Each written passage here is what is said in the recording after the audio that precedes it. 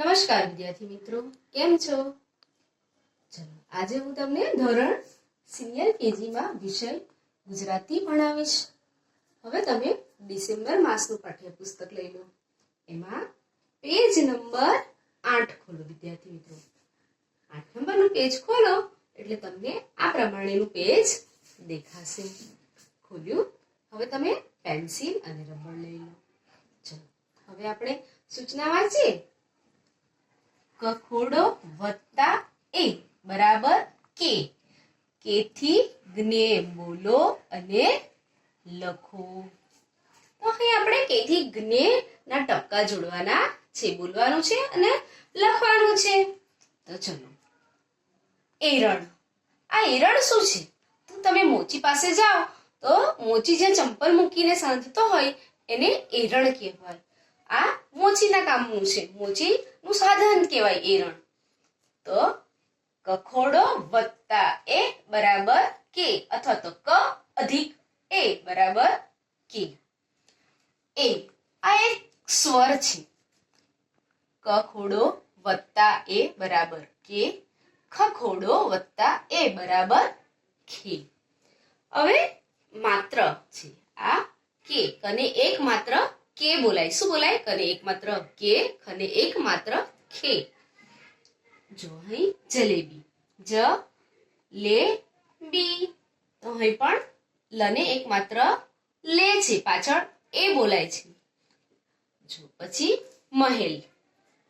તો મહેલમાં કોણ રહે? રાજા ક્યાં રહે? મહેલમાં.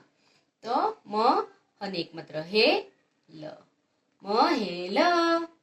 તો આ પણ માત્રા વાળું શબ્દ છે. કેરમ. તો કને એક માત્ર કે ર મ, કેરમ. આ પણ માત્રા વાળો શબ્દ છે. ચલો, હવે આપણે કે થી જ્ઞેના ટપકા જોડીએ. તો ચલો, મારી સાથે તમે જોડતા થાઓ બાળ મિત્રો. ચલો, કને એક માત્ર કે, ખને એક માત્ર ખે, ગને એક માત્ર ગે. ઉપરની પહેલી અને બીજી લીટીની અંદર જ માત્ર આવવો જોઈએ અને બીજી થી ત્રીજી લીટીમાં મૂળાક્ષર આવવો જોઈએ. તો જ એ લખાણ સાચી યોગ્ય લીટીમાં લખેલું છે એ કહેવાય. ઘને એક માત્ર ઘે, ચને એક માત્ર ચે, છને એક માત્ર છે, જને એક માત્ર જે, જમરૂખના જને એક માત્ર જે. આટલે સુધી તમારું મારી સાથે લખાયું વિદ્યાર્થી મિત્રો? લખાયું ને? ચલો, હવે બીજી લીટીમાં જુઓ. જને એક માત્ર જે, જભલાના જને એક માત્ર જે, ટને એક માત્ર ટે, ઠને એક માત્ર ઠે,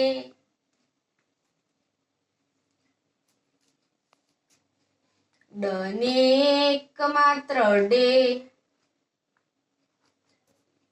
ઢને એક માત્ર ઢે, અણને એક માત્ર અણે,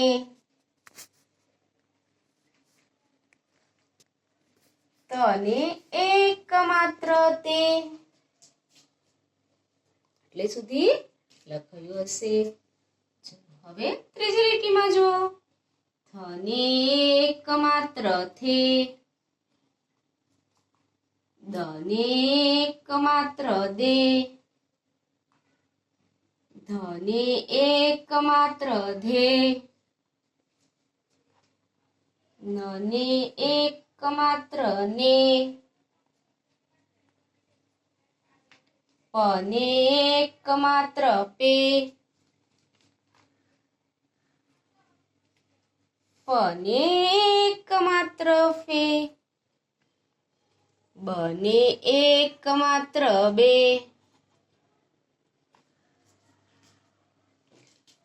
ભને એક માત્ર ભે. નીચેની લીટીમાં આયા બાળકો.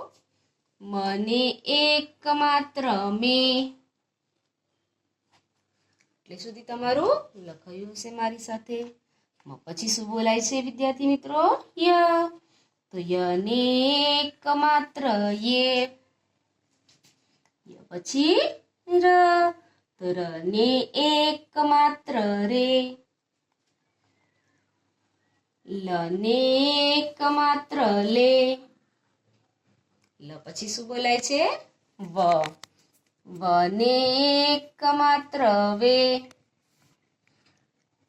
મૂળાક્ષરની માથા ઉપર બરાબર માત્ર આવવું જોઈએ.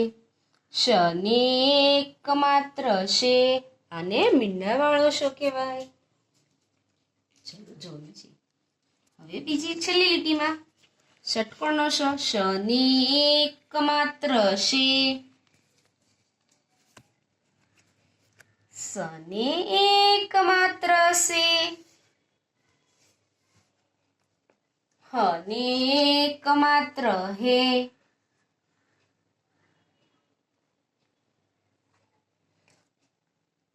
પછી આ શું છે? અળ. તો અળને એક માત્ર અળે. આને શું કહેવાય? ક્ષ. તો ક્ષને એક માત્ર ક્ષે. આને શું કહેવાય? જ્ઞ.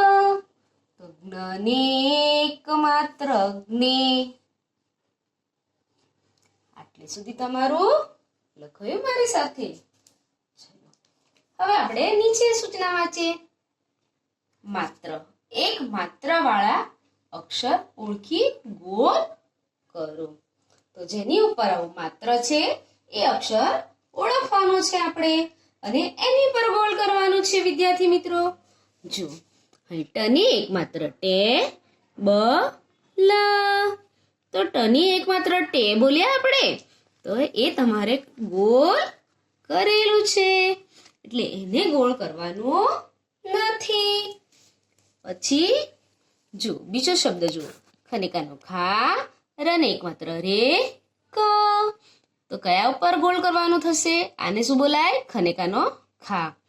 તો આને શું કહેવાય? રને એક માત્ર રે. અને આ ક.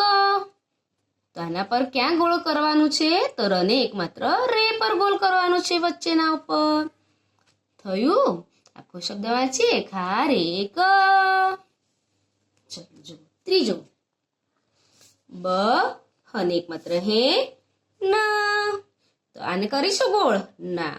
આને કરીશું? હા. અને આ તો ખાલી ન જ છે, તો હને એક માત્ર હે પર ગોળ કરીશું. સરસ. હવે છેલ્લો શબ્દ જોઈએ. અને એક માત્ર પે. આને ગોળ કરાશે? હા. પછી શું છે? પ જ છે ખાલી અને પછી ર છે. આખો શબ્દ વાંચીએ. પેપર. તો પહેલા મૂળાક્ષર ઉપર ગોળ કરો. પની એક માત્ર પેપર. હવે HW વિદ્યાર્થી મિત્રો, ગુજરાતી પેજ નંબર 9 નોટ અને ચોપડીમાં લખવું. આપણે જે કે થી જ્ઞે શીખ્યા એ 8 નંબરનું પેજ ચોપડીમાં લખ્યું. હવે એ તમારે ઘરે નોટમાં પણ લખવાનું છે અને જે 9 નંબરનું પેજ છે તે તમારે નોટ અને ચોપડી બંનેમાં લખવાનું છે વિદ્યાર્થી મિત્રો. સમજણ પડી ને? અને વારંવાર તમારે પુનરાવર્તન કરતું રહેવાનું છે અને મૂળાક્ષરને ઓળખવાનું છે અને આખી 12 અક્ષરી પણ તમારે ઓળખવાની છે. તો ન સમજણ પડે તો વિદ્યાર્થી મિત્રો વાલીશ્રીની મદદથી આ કામ કરજો. આવજો.